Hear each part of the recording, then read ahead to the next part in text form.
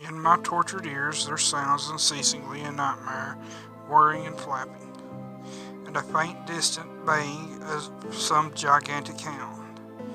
It is not dream, it is not, I fear, even madness, for too much has already happened to give me these merciful doubts. H.P. Lovecraft.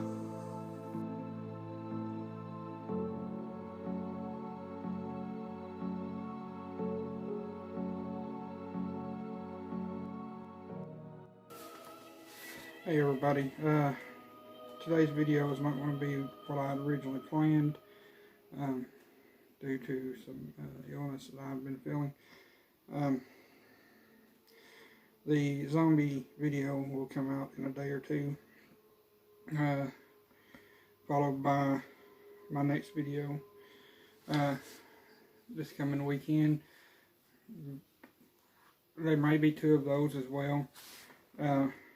This video is going to be about books that I like to read around the time of Halloween. I'll give you a brief overview of a few that I have in my collection. Most of these are novels. There's going to be a couple of graphic novels. So I do apologize.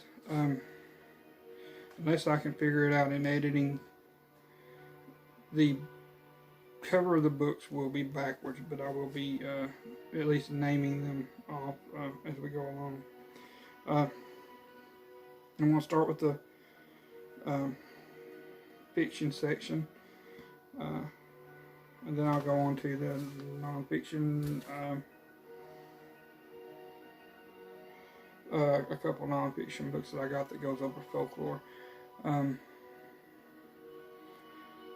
But without further ado, now again, these are not in any order of my favorite to the least favorite. They're just things that I like. First, Washington Irving's. This is the sketchbook, but in particular, the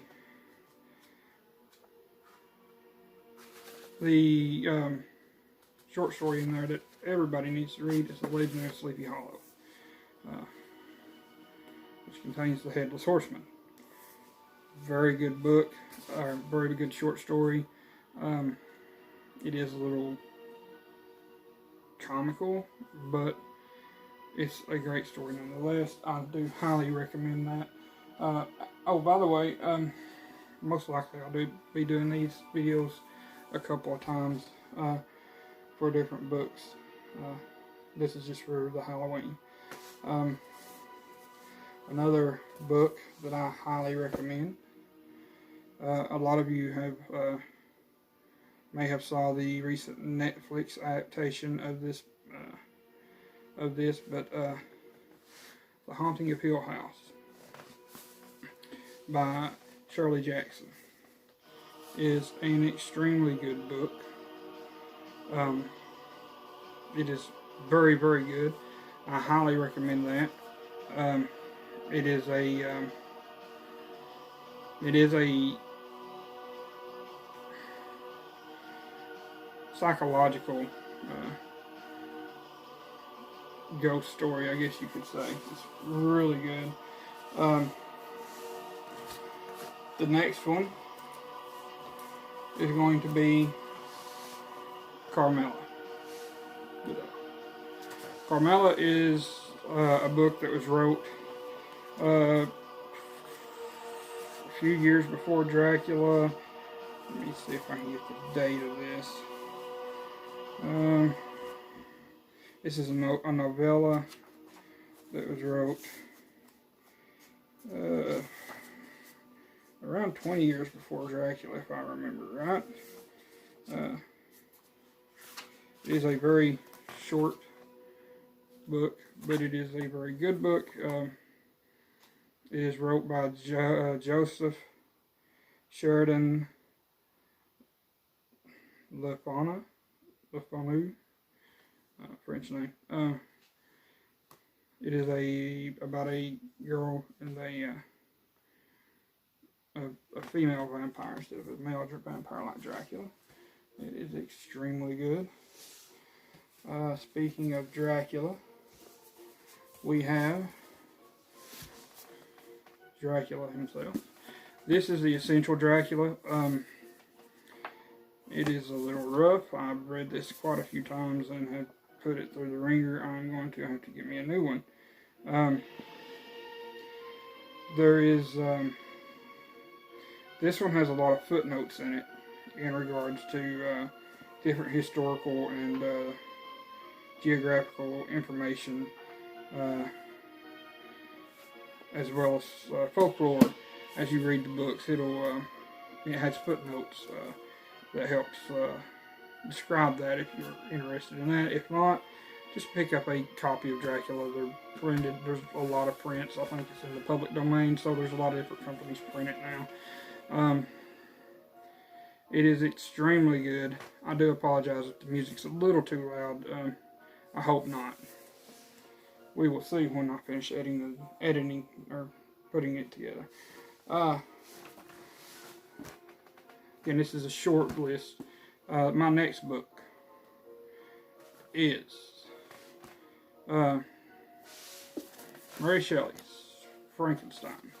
I like the original title better, A Modern Prometheus, but nonetheless, this is an extremely good book. If you can get the 1818 version, instead of the later versions that she had republished, the original is a lot better, for the simple fact that later in life she had suffered a few losses, and when she re-released the book, she had changed it up a little bit. So this one that I have is the 1831 version that she had redone. The 1818 is the best one, if you can find that version.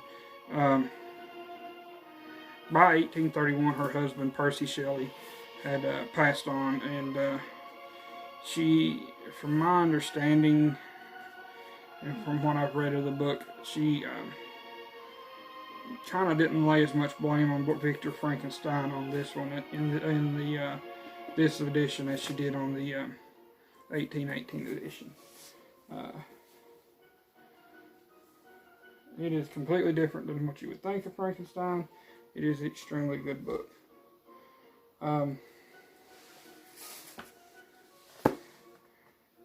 Okay, next thing. Cannot stress enough how great of an author he is. H.P. Lovecraft. I highly recommend reading his stuff around this time. He has a lot of very good stories. This is just a short, just has a short list of his stories. The Hound, the Reanimator, or Hubert West, the Reanimator. These are extremely good stories. I highly recommend H.P. Lovecraft. It is not a... most of his stories do not end happily, but it is an extremely good book. He's an extremely good author. There's a bunch of different stories. Next, we have any of the works from Edgar Allan Poe. This is the Complete Tales and Poems. This has my favorite poem, which is The Raven. It has the complete list of poems, and I'm not for sure if this is complete works, but it is extremely close if it's not. A list of the stories, I'll give you a couple in here. The Black Cat, great story. The Telltale Heart, The Fall of the House of Usher, The Fall of the House of Usher. Um, I mean, there's just a lot of good, spooky things that Edgar Allan Poe had wrote. If you study his life, it is an extremely tragic story. In all the way up to his death, his family was plagued with tuberculosis and other diseases.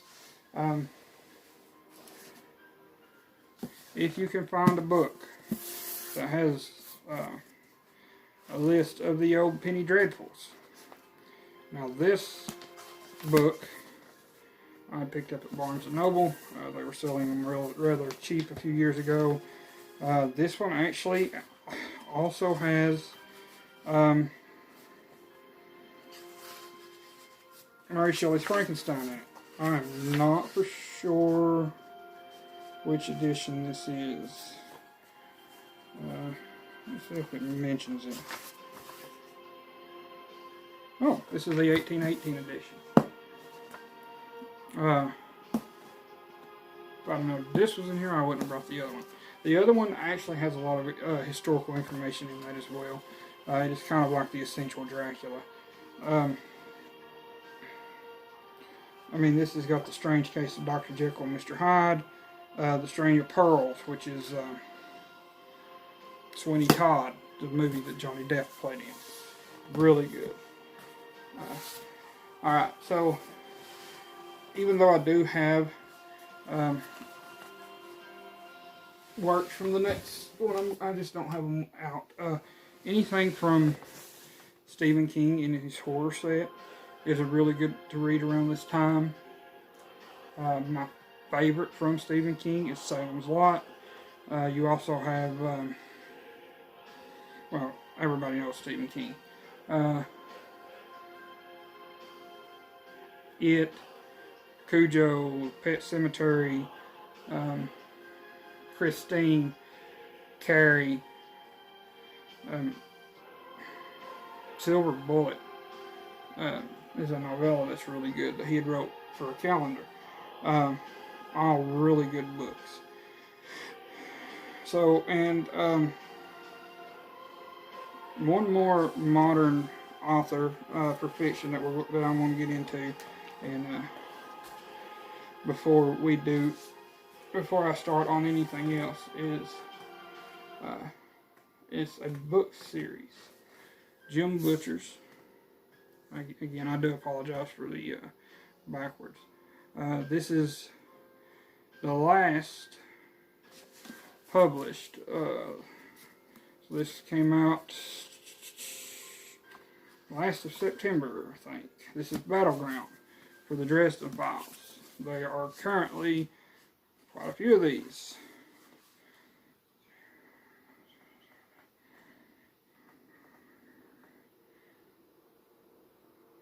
This is the 16th, and then you have two collections of short story anthologies. Highly, highly recommend these books. I would suggest reading them chronologically, starting with Stormfront, but you don't have to. They are each a story within themselves, and he explains everything, and it does not get old to hear him explain everything. But it does go into his backstory. Jim Butcher is a really good author. He is a #1 New York Times best-selling author. And not only does he do the Dresden Files in these, he also has a few of the stories in graphic novels and comics. This is Jim Butcher's The Dresden Files. This is an original story called Dogmen. It is an extremely good little graphic novel. Jim Butcher takes things from folklore and mythology and weaves them into his books. Basically, Harry Dresden is a wizard living in Chicago, and it goes through his stories. not only in Chicago, but he also travels a couple of times. Um, the creatures that he has dealings with, everything from Bigfoot, uh, the Sealy cord, or the Sealy cord, as well as the Unseelie cord, which is the two houses of Fae, two of the houses of Fae, or fairy, vampires, werewolves, and he goes into different types of vampires as well. It's not just settled to one. I highly recommend Jim Butcher's Dresden Files. He also has Furies of Calderon, I think is what it's called, which is a sword, and it's not have anything to do with Halloween. These was actually one of the books, one or two of the books that are actually based on the day of Halloween. He does a series of just strictly fantasy, like that's the Furies of Calderon. It's a fantasy, not an urban fantasy. Highly recommend him. As far as the other graphic novel that I have that I really enjoy, it is Van Helsing. This is Van Helsing versus Frankenstein. It follows Abraham Van Helsing, the professor in Dracula. It follows his granddaughter as she fights different monsters throughout the ages, or from throughout the ages, I guess, throughout folklore and things. There's Van Helsing versus the werewolf, the mummy, Van Helsing versus Dracula. I think there's Van Helsing versus Dracula's daughters, or maybe his brides. I can't remember. Really good graphic novels and comics, if you can find them, if you're into that kind of thing. Okay, so the other things, as far as nonfiction, there's a lot of good books on folklore out there. You can find books centered around Halloween itself. Those are good. I don't have one of those with me at the moment. You can find books like this one, which is Demons, Vampires, Fallen Angels, and Other Subversive Spirits. Just a list of folklore, different creatures in folklore.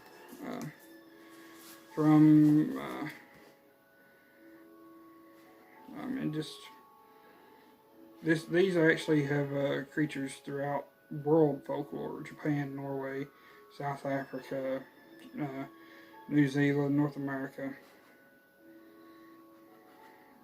So these are really interesting.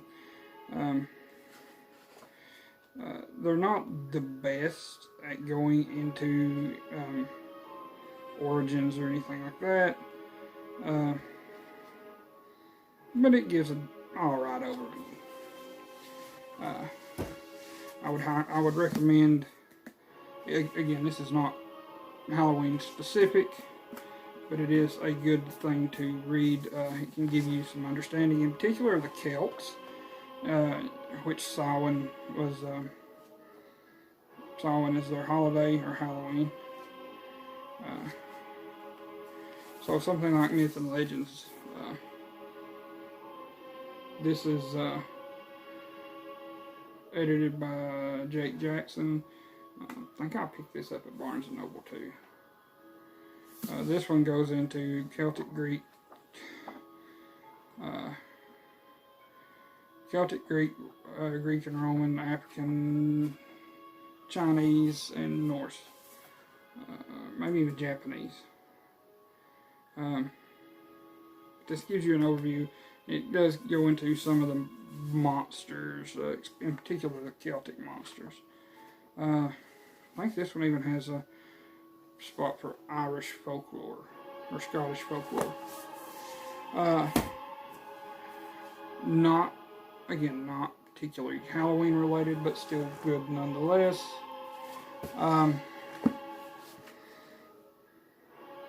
Now, if you want to go into the more of the cryptozoology thing, you can pick up books like this. This one's called The Michigan Dogman. This is part 2 of Linda Godfrey's books. The first one was The Beast of Bray Road, Hunting the North America's Werewolf. This is a Michigan Dogman. Werewolves and other unknown canines across the USA. These are a collection of sightings that people have reached out and gave to her, or that she has investigated in regards to creatures that resemble the modern look of a werewolf. Standing upright sometimes, but not all the time. Really good books if you're into that kind of thing.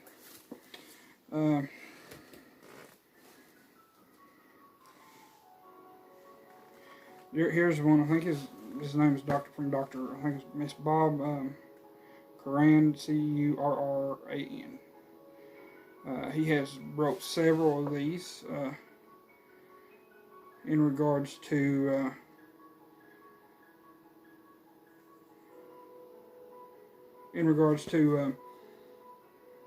folklore. This one is Werewolves, a field guide to shapeshifters, lycanthropes, and man-beasts. This one is not so much like the Michigan Dogman. That's a collection of sightings. This is a collection of folklore throughout history. It is a really good read. He has some on bark fairies, which would be the Unseelie Accord. Unseelie means unholy. Unseelie Court.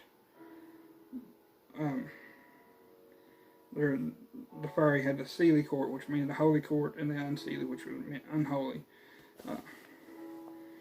He's also done vampire zombies,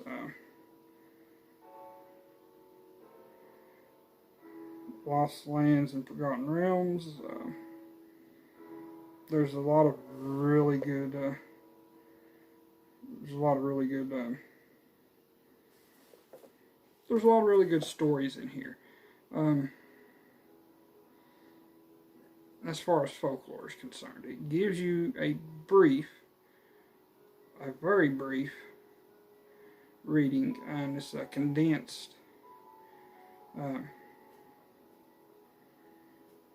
It is a condensed collection of tales, and what I mean by condensed is that he is taken legends, and they're not going to be completely accurate, but he has taken different legends from across folklore and condensed them down and put them into a small book in regards to shapeshifters. Everything from King Lycan and to the Nordic berserkers. He has taken excerpts from the sagas, the Norse sagas, which I would recommend themselves, but really good. This is a lot longer than what I wanted for just a few books that I have. If you like Halloween, I know a lot of people center around movies. There are a lot of good Halloween movies. I'm going to go into this coming week. I'll be going into some of my favorite Halloween movies. But if something like this finds your interest, if folklore and mythology finds your interest, I suggest reading. Go to a bookstore. Again, don't take everything you read as 100% truth, especially in regards to things like this, or like this. These are fun books. They give you an insight into culture. The Michigan Dogman gives you an insight into modern sightings of beasts that look like werewolves. You can say that these people are crazy, whatever. It's up to you. In science, extraordinary claims require extraordinary evidence. And to say that a creature like a werewolf exists, you would have to have proof. That has not been given.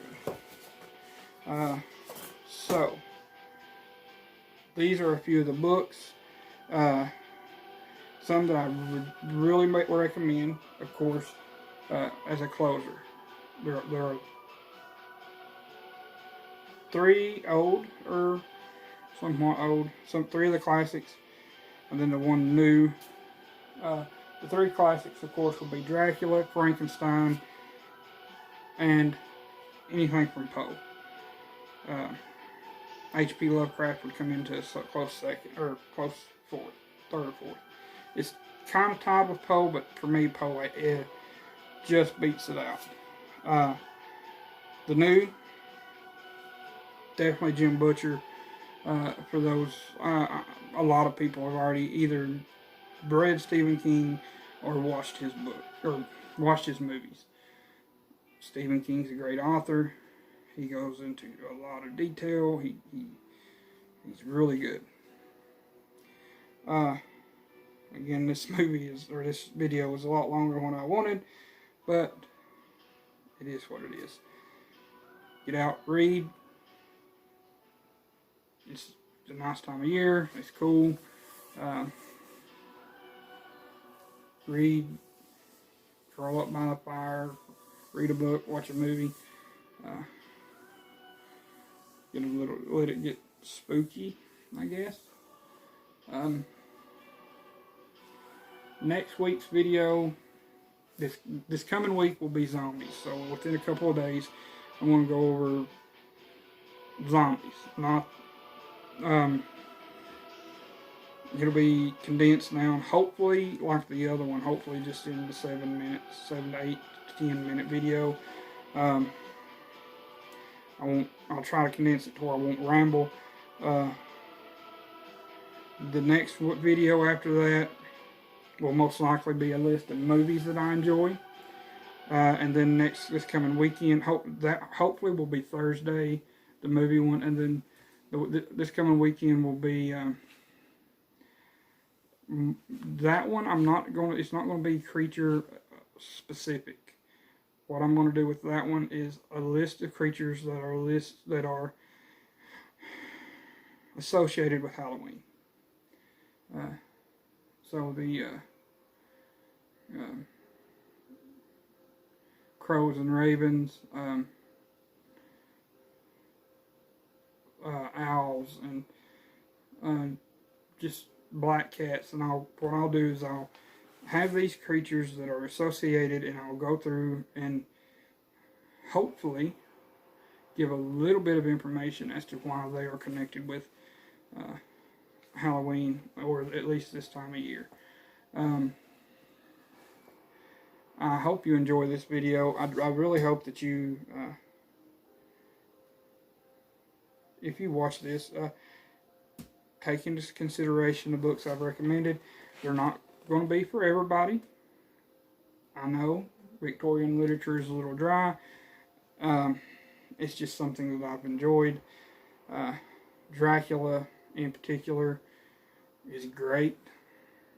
But that being said, I hope you all have a wonderful day, a wonderful evening, whenever it is you watch this. And just stay safe and happy Halloween.